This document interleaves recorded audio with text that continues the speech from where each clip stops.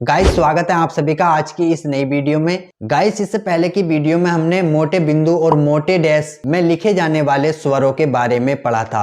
आज की इस वीडियो में हम हल्के बिंदु और हल्के डैश से लिखे जाने वाले स्वरों के बारे में पढ़ेंगे। गाइस यदि आपने इससे पहले के वीडियो को नहीं देखा है तो उसका लिंक मैंने वीडियो के डिस्क्रिप्शन बॉक्स में दे रखा है। सबसे पहले आप उस वीडियो को देख लें, उसके बाद ही आप इस वीडियो को देखें, तभी आपको समझ में आ पाएगा। गाइस मैं आपका दोस्त जहीर उस्मानी और आप देख रहे हैं उस्मानी कोचिंग सेंटर चैनल। तो चलिए शुरू कर लेते हैं।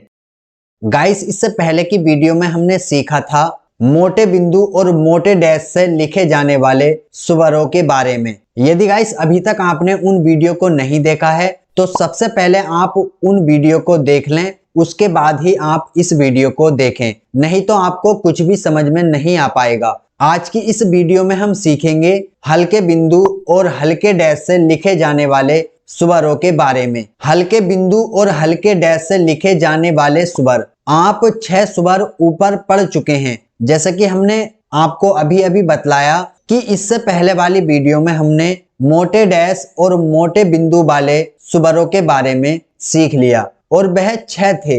यहाँ 6 स्वर और दिए जाते हैं। अभी आपको 6 स्वर और देखने को मिलेंगे। पहले के स्वर मोटे बिंदु और मोटे डैश से बने थे, अब ये 6 स्वर हल्के बिंदु और हल्के डैश से बनेंगे। इनमें जो डिफरेंस रहेगा गाइस, जो हमने इससे पहले वाले स्वर सीखे थे वह मोटे बिंदु और मोटे डैश से प्रदर्शित किए जाते थे, लेकिन अब जो 6 स्वर हम सीखेंगे वह हल्के बिंदु और हल्के डैश से प्रदर्शित किए जाएंगे। इन स्वरों का प्रयोग पहले 6 स्वरों के अनुसार ही होता है और इनके स्थान भी उन्हीं के अनुसार नियत किए गए हैं। गाइस जो हमारे पहले वाले 6 स्वर हैं उन्हीं के समान इनका भी हम यूज करेंगे और इनके भी स्थान जो है नियत किए गए हैं। चलिए इसको अच्छी प्रकार से हम समझ लेते हैं। गाइस यदि शॉर्ट हैंड में कोई व्यंजन दिया हो और उसके पहले स्थान पर हल्के बिंदु की मात्रा लगा दी जाए तो वह ए के लिए पढ़ी जाती है, और यदि हल्के बिंदु वाली मात्रा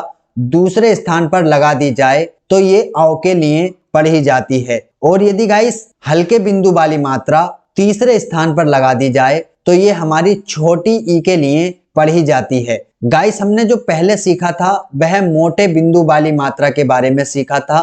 तो जो पहले स्थान पर हमारे मोटे बिंदु वाली मात्रा आती थी वह आ के लिए पढ़ी जाती थी, और जो दूसरे स्थान पर मात्रा आती थी वह ए के लिए पढ़ी जाती थी, और तीसरे स्थान वाली मात्रा जो है वह हमारी बड़ी ई के लिए पढ़ी जाती थी। लेकिन यहाँ पर जो है छोटे बिंदु की बात चल रही है, तो छोटे बिंदु वाली यदि मात्रा पहले स्थान पर आएगी तो वह ए के लिए पढ़ी जाएगी, और दूसरे स्थान पर यदि आएगी तो औ के लिए पढ़ी जाएगी, और तीसरे स्थान पर यदि आएगी तो ई के लिए पढ़ी जाएगी। गाइस उसी प्रकार से यहाँ पर हल्के डैश वाली मात्रा के बारे में भी बतलाया गया है। यदि हल्के डैश वाली मात्रा पहले स्थान पर आती है तो यह आई या आई के लिए पढ़ी जाती है। मतलब कि यहाँ पर ये छोटा ई दिया हुआ है तो आई इसके लिए पढ़ी जाएगी, या फिर जो बड़ी आई आया हुआ है, बड़ी ई की मात्रा आई हुई है, उसके लिए आई के लिए पढ़ा जाएगा। उसी प्रकार से यदि दूसरे स्थान पर हल्के डैश वाली मात्रा आती है तो वह अंग के लिए पढ़ी जाती है, और यदि तीसरे स्थान पर हल्के डैश वाली मात्रा आती है तो ये छोटे ऊ के लिए पढ़ी जाती है। इससे पहली वाली वीडियो में जो हमने सीखा था वह मोटे डैश वाली मात्राओं के बारे में सीखा था। तो जो हमारे मोटे डैश वाली मात्रा पहले स्थान पर आती थी वह बड़े आ के लिए आती थी, और दूसरे स्थान वाली मात्रा ओ के लिए, और तीसरे स्थान की मात्रा बड़े ऊ के लिए पढ़ी जाती थी। लेकिन यहाँ पर बात चल रही है हल्के डैश की। तो हल्के डैश पर यदि पहले स्थान पर आएगी तो आई या आई के लिए पढ़ी जाएगी, और दूसरे स्थान पर आएगी तो अंग के लिए, और ऊ की मात्रा तीसरे स्थान पर यदि हल्का डैश बनाया जाएगा तो पढ़ी जाएगी। तो गाइस आप समझ पाए होंगे कि पहले स्थान पर और दूसरे स्थान पर और तीसरे स्थान पर यदि डैश की मात्रा आए हल्के डैश वाली तो वह किस प्रकार से और किस स्वर के लिए पढ़ी जाएगी। उसी प्रकार से आप समझ पाए होंगे कि यदि हल्के बिंदु वाली मात्रा पहले स्थान, दूसरे स्थान या तीसरे स्थान पर आए तो वह कौन से स्वर के लिए पढ़ी जाएगी। अभी गाइस बात आती है इसको याद आप किस प्रकार से कर सकते हैं। तो इसको याद करने के लिए आप ये लाइन याद कर लें, ए औरत इस साइत अंचल उलट। आप इस लाइन को याद कर सकते हैं। यहाँ पर देखिए पहले स्थान की मात्रा ए है, दूसरे स्थान की मात्रा औ है और तीसरे स्थान की मात्रा ई है, लेकिन हल्के बिंदु वाली। उसी प्रकार से यहाँ पर साहित्य अंचल उलट में आई जो है हमारे पहले स्थान की मात्रा है, अंग जो है हमारी दूसरे स्थान की मात्रा है और उ जो है हमारे तीसरे स्थान की मात्रा है, लेकिन हल्के डैश वाली मात्रा। चलिए इसको अच्छी प्रकार से समझ लेते हैं। ऊपर के स्वरों को देखने से प्रतीत होता है ऋण आहा और लरय को कोई स्थान नहीं दिया गया है। संकेत लिपि में इनकी कोई आवश्यकता नहीं पड़ेगी। बीच में आहा की मात्रा को जहां विद्यार्थीगण आवश्यक समझें तो अपने मन से लगा लें। जैसे दुख, यह संकेत लिपि में दुख लिखा जाता है, पर यदि विद्यार्थीगण चाहें तो इसे दुख पढ़ें या लिखें। यदि विसर्ग अंत में आवे तो शब्द संकेत के अंत में एक हल्का डैश लगाने से विसर्ग पढ़ा जाएगा। ऋण का काम रा से और लर का काम ला में रा मिलाने से निकल जाता है। अभी गाइस जैसे कि आप यहाँ समझ पाए होंगे कि जो हमारा यहाँ पर ऋण है और ये आहा और ये लर जो है, ये जो हमारे स्वर हैं, इनके लिए हिंदी शॉर्ट हैंड में कोई स्थान नहीं दिया गया है। यदि गाइस इस प्रकार के कोई शब्द आपको देखने को मिल जाते हैं तो उसके लिए आप अपनी सुविधा अनुसार कोई भी चिन्ह बनाकर लिख सकते हैं। अभी बात आती है यहाँ पर आहा की। तो इस प्रकार का यदि शब्द आता है, जैसे कि यहाँ पर इन्होंने उदाहरण भी दिया हुआ है दुख, तो यदि गाइस हम इसको हिंदी शॉर्ट हैंड में दुख लिखेंगे तो जब हम इसकी हिंदी ट्रांसलेट करेंगे तो हमको मालूम है कि दुख किस प्रकार से लिखा जाता है। तो यदि हमारी हिंदी शुद्ध होगी तो हम ये अनुमान लगा पाएंगे कि कौन से शब्द में विसर्ग का प्रयोग किया जा रहा है, तो उसके अनुसार हम उसको उठा लेंगे। यदि आप चाहें तो इसके लिए आप कोई हल्का डैश भी लगा सकते हैं अपनी सुविधा के अनुसार, लेकिन यहाँ पर इस प्रकार का कोई भी तरीका या उदाहरण नहीं दिया गया है जिसके अनुसार आप इसके लिए कोई चिन्ह बनाएं। और इस प्रकार के शब्द आपको बहुत ही कम मैटर में देखने को मिलते हैं, और यदि कोई एक दो शब्द आ भी जाते हैं तो आप उसको अपने सेंस के अनुसार जब आप मैटर की हिंदी ट्रांसलेट करते हैं तो उसको बड़ी ही आसानी से आप लिख लेते हैं जब आपकी हिंदी ठीक होती है। तो चलिए नेक्स्ट देख लेते हैं। अनुस्वार अंग यदि व्यंजन के पहले या बाद में अकेला आवे तो यथाविधि अपने द्वितीय स्थान पर रखा जाएगा। मतलब कि दूसरे स्थान की यह मात्रा है अंग वाली। तो ये किस प्रकार से हम लिखेंगे हिंदी शॉर्ट हैंड में, चलिए देख लेते हैं। गाइस जैसे कि यहाँ पर पहला शब्द दिया हुआ है अंडा, तो इसको हम हिंदी शॉर्ट हैंड में किस प्रकार से लिखेंगे। देखिए गाइस जैसे कि हम सभी लोग जानते हैं कि डा जो है हमारा ऊपर से नीचे को इस प्रकार से बनता है और ये गाढ़ा बना हुआ होता है। जैसा कि अभी आपको बतलाया गया, यदि अंग वाला स्वर आपको किसी शब्द में देखने को मिल जाए तो ये अपने द्वितीय स्थान पर बनता है और ये हल्के डैश वाली मात्रा है दूसरे स्थान की। तो आपको यहाँ पर इसको दूसरे स्थान पर इस प्रकार से हल्का सा डैश आप लगा देंगे। तो देखिए इसके लिए, इस डैश के लिए, हल्के डैश के लिए ये अंग पढ़ा जाएगा और उसके बाद हमारा शब्द दिया हुआ है डा, तो ये हमारा हो जाएगा अंडा।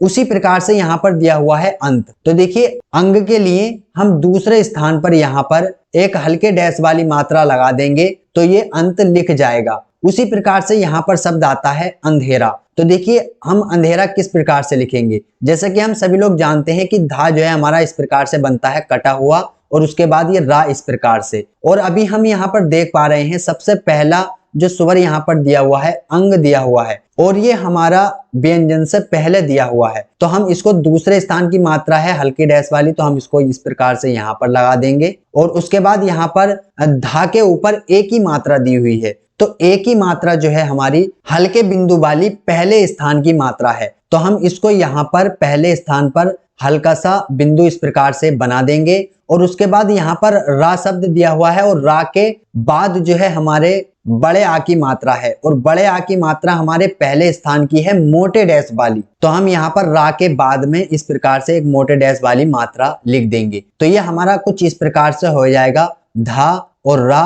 और उसके बाद यहाँ पर देखिए अंक की बिंदी के लिए हमने हल्का डैश लगा दिया और ये पहले स्थान की मात्रा के लिए हल्का डैश लगा दिया एक ही मात्रा के लिए। और उसके बाद यहाँ पर ये हमने बड़े आ की मात्रा को लिख दिया। अब यहाँ पर दिया हुआ है कंप। तो देखिए गाइस यहाँ पर जैसे कि आप देख पा रहे होंगे आधा माह दिया हुआ है, तो इसके लिए भी आप अंग की बिंदी का यूज करेंगे। जैसे कि यहाँ पर का और पा आप लिखेंगे और अंग की बिंदी आप कहां पर लगाएंगे, दूसरे स्थान पर हल्के डैश वाली, इस प्रकार से। अभी गाइस देखिए हमने इसको पहले स्थान पर क्यों लगाया है। जैसे कि हम इस शब्द को यदि तोड़कर लिखेंगे तो सबसे पहले हम का लिखेंगे, फिर उसके बाद दूसरे व्यंजन से पहले ये जो हमारी अंग की बिंदी है इसको हम पढ़ेंगे, और उसके बाद ये हमारा जो व्यंजन लास्ट वाला है इसको हम पढ़ेंगे। तो ये जो है हमारा इस प्रकार से कंप हो जाएगा और ये जो हमारी मैं की आवाज निकालेगा। तो इस प्रकार से हम जो ये कंप दिया हुआ है हम इसको इस प्रकार से लिखेंगे। उसी प्रकार से यहाँ पर पंप दिया हुआ है,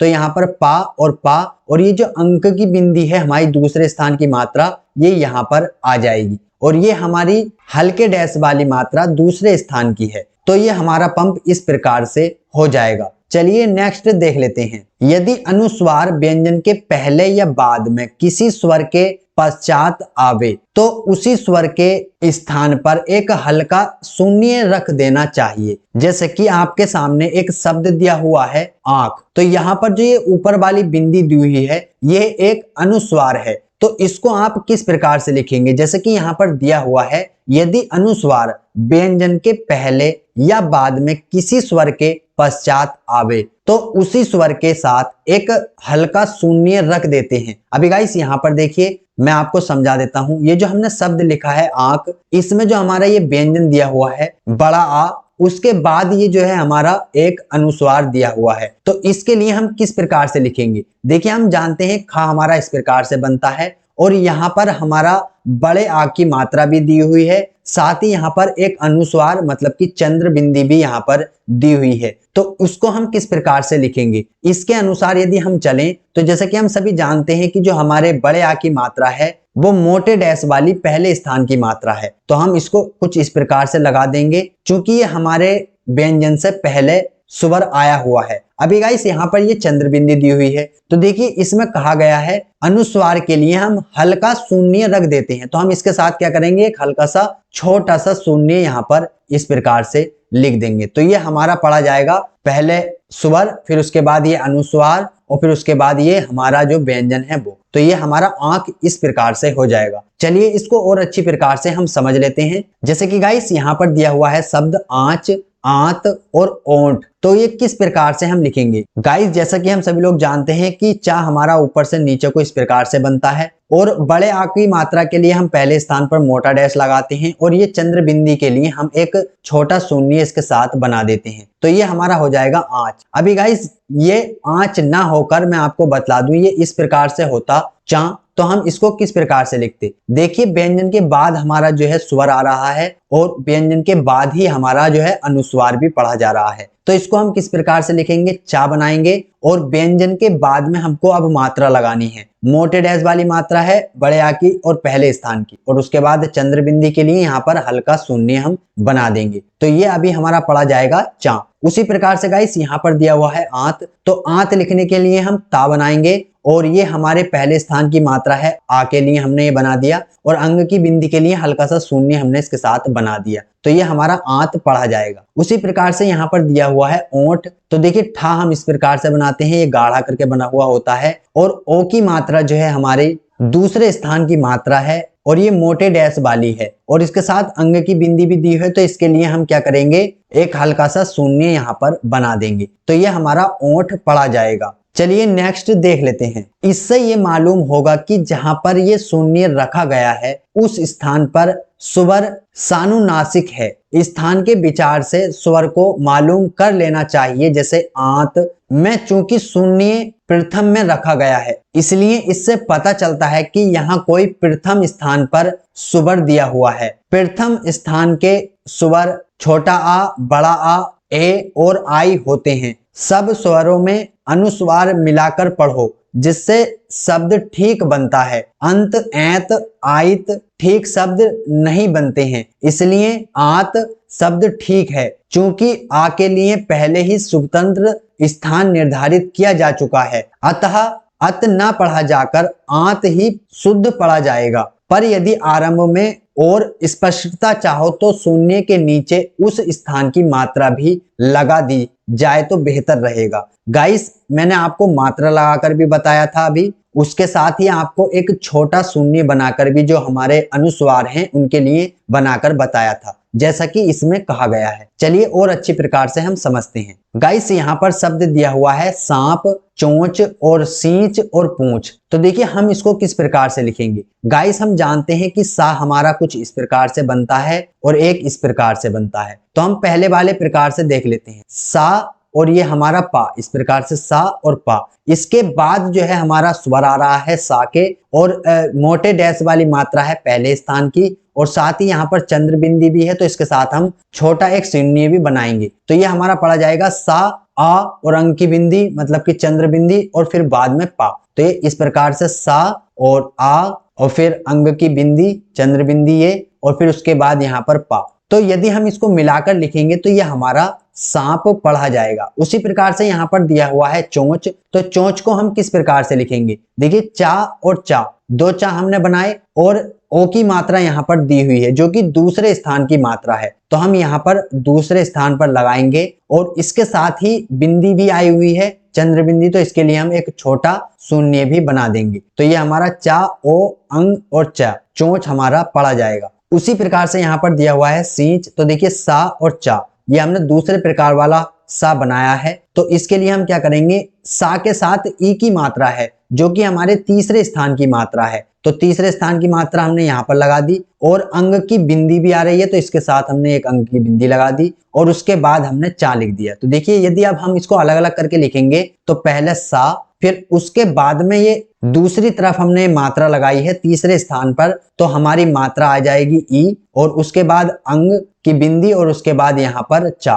तो ये हमारा सा और ई इसके साथ मिल जाएगी, और उसके बाद ये अंग की बिंदी भी इसके साथ आ जाएगी, और चा यहाँ पर हमारा हो जाएगा। तो ये सींच इस प्रकार से हो जाएगा। अभी गाइस यहाँ पर दिया हुआ है पूंछ। तो देखिए पूंछ को हम किस प्रकार से लिखेंगे। गाइस जैसे कि हम सभी लोग जानते हैं कि पा इस प्रकार से बनता है और छा हमारा इस प्रकार से, लेकिन ये कटा हुआ होता है, और हमारी जो ऊ की मात्रा है वह तीसरे स्थान की मात्रा है और मोटे डैश वाली मात्रा है। चूंकि यहाँ पर बड़े ऊ की मात्रा लिखी गई है, यदि छोटे ऊ की होती तो हल्के डैश वाली होती। तो यहाँ पर देखिए तीसरे स्थान पर मात्रा आएगी, तो हमको यहाँ पर ये मात्रा लगानी है। उसके बाद ये अंग की बिंदी भी आ रही है, तो हमको यहाँ पर इसके साथ अंग की बिंदी भी लगानी है। अभी गाइस हमने इसको इधर क्यों नहीं लगाया, देखिए इसको आप ठीक से पढ़िए। सबसे पहले हम पढ़ेंगे पहला शब्द, तो ये पा हो गया हमारा, फिर उसके बाद मात्रा है, ऐसा नहीं है कि पहले है। इस जो व्यंजन है इसके बाद जो है हमारी मात्रा है, तो इसके बाद वाली मात्रा हम यहाँ पर लिखेंगे, और ये यहाँ पर लिखे जाने वाली मात्रा जो अगला हमारा व्यंजन है उससे पहले पढ़े जाती है। तो हम यहाँ पर पा और ऊ और अंग की बिंदी भी इसके साथ है, फिर उसके बाद हमारा छा।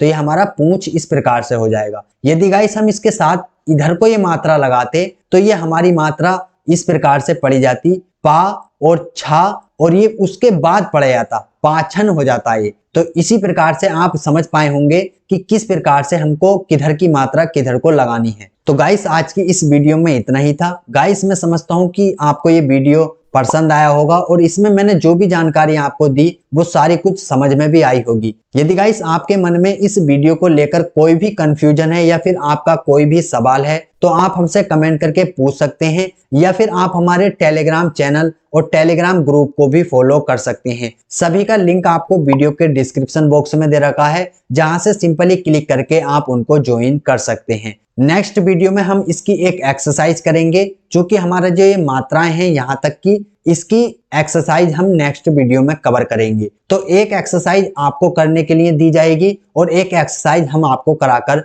दिखाएंगे। तो गाइस आज की इस वीडियो में इतना ही था। मिलते हैं एक नई वीडियो के साथ, तब तक के लिए जय हिंद जय भारत।